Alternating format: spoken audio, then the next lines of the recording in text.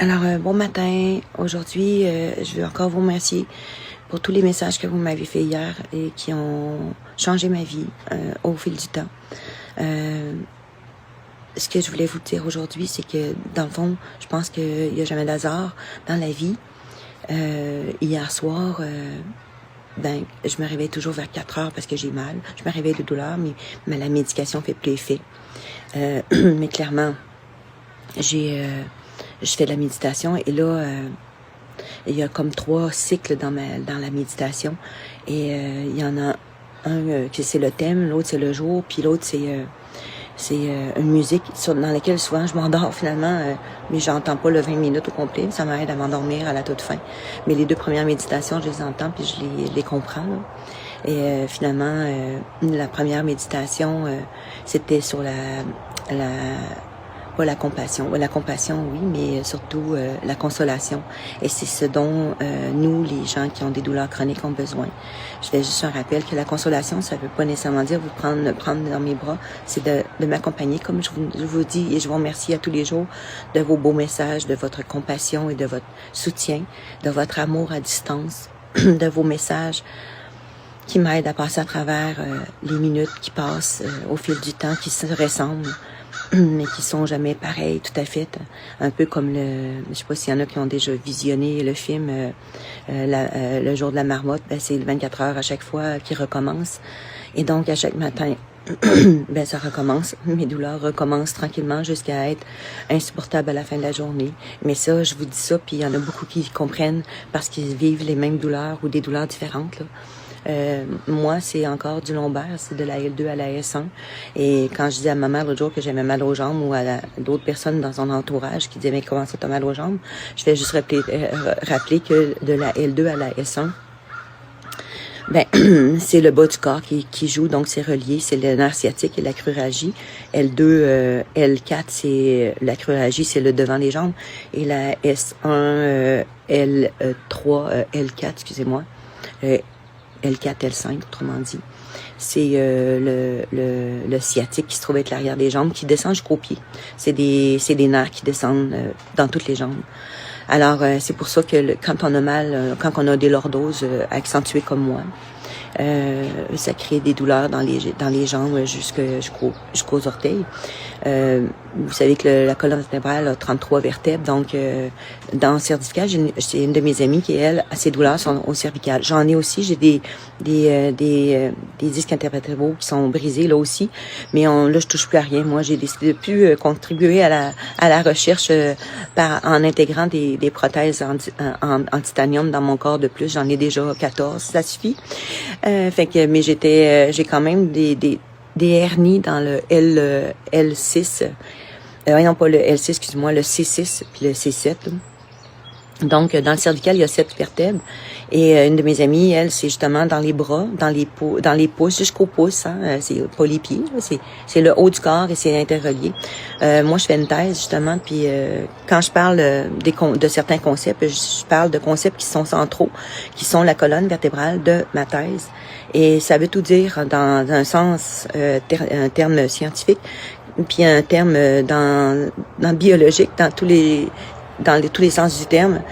Si j'ai des douleurs, puis que c'est la colonne vertébrale parce que j'ai aussi des hernies au niveau dorsal. Donc, au niveau dorsal, il y a 12 vertèbres. Puis le sacrum, le S1, il y en a 5 aussi. Ça finit par se souder avec le temps quand on devient adulte. Mais il y avait 5 vertèbres. Puis dans le coccyx, il y a 4 vertèbres. Puis ça finit aussi par se souder en un morceau. Donc, mais au départ, on a 33 morceaux dans le dos. Du coup, c'est ce que je voulais dire. Dans le fond, c'est que les douleurs, quand on a mal à la colonne, c'est ça, c'est central. Ça finit par être omnubilant dans tous les sens du terme. Je suis un peu comme une femme de verre, où est-ce que quand même on fait des câlins, si on voudrait me consoler avec un gros câlin, c'est douloureux. Fait que finalement, c'est très bien que vous me fassiez des consolations à distance. Et ça, j'apprécie énormément. Merci beaucoup. Donc, ce matin, c'est ça, les douleurs, c'est par le matin quand je me réveille. C'est par la méditation que je réussis à gérer puis à me réendormir pour me faire du mieux. C'était le thème de la consolation. Donc, je trouvais que c'était comme wow. Parce que ma mère me demandait pourquoi je fais ça, des vidéos. C'est en fin de compte pour me faire consoler. Puis je me rappelle quand j'étais jeune, moi, j'avais déjà le goût de me faire consoler souvent par... je travaillais dans les discothèques, là. Puis, il y avait des portiers, puis j'ai juste leur demandé de me faire un câlin. J'avais tout simplement besoin d'un gros câlin. Rien d'autre. Ils me trouvaient bien drôle. Puis, mais en fin de compte aussi, je me rappelle que quand j'étais jeune en foyer nourricier, j'ai pas eu les câlins que je voulais avoir. Hein. Moi, j'ai pas appelé une personne maman avant 8 ans. C'est assez incroyable. C'est assez triste que je suis capable de regarder la petite fille que j'étais à distance et me dire, waouh, pauvre petite fille. J'aurais donc aimé ça, la prendre dans mes bras, cette petite fille-là. Parce que c'est triste de pas être pris dans les bras puis de câliner. J'étais tout le temps à distance. Fait que finalement, ma vie, il n'y a pas d'hasard, être à distance. Mais je tiens à vous dire que vous êtes important puis que ça me fait du bien. Je voulais faire une petite parenthèse aussi par rapport à mon changement parce que j'avais fait un début de doctorat en psychopédagogie dans les sciences de l'éducation, toujours à distance, pas à distance, mais toujours arrêté entre deux... avec des cours que je demandais d'être à distance, toujours à essayer d'adapter parce que j'avais beaucoup des douleurs qui s'intensifiaient de plus en plus, des interventions chirurgicales, ça faisait arrêter mon doctorat, tout ça. Puis au fil du temps, en 2024, quand j'ai eu l'annonce de mon invalidité permanente, il me restait à faire l'examen de doctorat 1. Présentation de mon projet pour être accepté. Finalement, il a été accepté. Mais à la toute fin, c'est que finalement, ma directrice me demandait de revenir à la suite pour faire le doctorat que je sois à temps plein à l'université, ce qui était rendu impossible pour moi. Donc, je lui avais demandé, puis elle m'a dit non, je te suis pas là-dedans. Fait que là, j'ai fait comme probablement une petite dépression. Hein. J'étais toujours sans médication, puis... j'avais appelé l'université pour leur demander ce qu'il y avait une possibilité de faire quelque chose avec moi. On m'a donné le statut d'étudiante handicapée. Et donc, au lieu d'être à 12 crédits par session à temps plein, je suis toujours à temps plein, mais à 6 crédits. Donc, c'était quand même une belle possibilité. Fait que finalement, en mars, j'ai rencontré le neurochirurgien et ma docteure de famille. Et là, finalement, avec les douleurs, puis je pleurais tellement, je devais demander l'aide à mourir. Je vous en avais parlé sommairement une autre fois. Et là, tout le monde n'était pas d'accord avec ça. Et là, j'ai dit, OK, je vais essayer la médication. Et là, ça m'a sauvé la vie probablement en prenant la médication. Donc, j'ai accepté de prendre le Pro-Gabapentin à raison de la dose minimale par jour. 3 capsules par jour. Puis, Prégabalin, ça s'appelle aussi, là. C'est pas une erreur. Fait que du coup...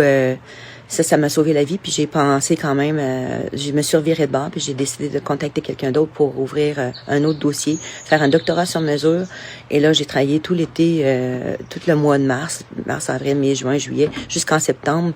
J'ai déposé mon document et ma nouvelle directrice que j'adore, qui était ma directrice de rêve. En fin de compte, on sait que, comme je vous dis, il y a comme pas d'hasard. La journée que j'ai besoin de consolation, j'en parle et je justifie. Et là, finalement, j'entends une méditation là-dessus. Et là, en même temps, je fais une demande de doctorat. J'ai une directrice que j'aurais donc voulu avoir, qui me tendait la main, puis qui acceptait que je sois complètement à distance. Donc, le doctorat a été accepté, le nouveau. Et finalement, je repars à zéro. Mais c'est pas grave. Et ça, si ça réussit, c'est pour changer le système éducationnel pour faire un mieux. Et si ça fonctionne, je veux dire, ça va changer peut-être les paramètres pour que les élèves soient plus motivés, que ça contribue avec les effets, autrement dit, de ce que je vais créer comme dispositif de formation pour des artistes des 4 arts à s'intégrer dans les écoles.